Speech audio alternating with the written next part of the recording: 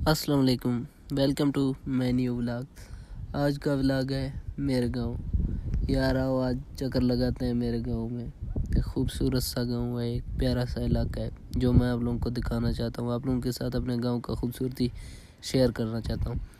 तो चले जुड़े रहे मेरे साथ वीडियो में और देखिए खूबसूरत नज़ारे। तो यार देखिए मौसम ख़राब हो रहा है अभी। अगर हम आगे जाएँ तो हो सकता है ये वाला जो नहर है ये भर के आ जाएगा, ज़्यादा तेज़ी से आ जाए तो रास्ता बंद होता है। तो आगे हमें दूर तक भी जाना था घूमने के लिए, लेकिन अभी हम नहीं जाने वाले हैं। अगर ऊपर पहाड़ों पे हो जाए बारिश ना हो यहाँ पे तो बस समझो ये रास्ता बंद है। यहाँ नीचे तो पुल वगैरह भी नहीं है, खाली कच्चा रोड पड़ा है। तो इसलिए जा रहे हैं वापस और कर रहे हैं व्लॉग को इधर ही ख़त्म। मिलते हैं अगले व्लॉग में, तब तक के लिए अल्लाह हाफिज़।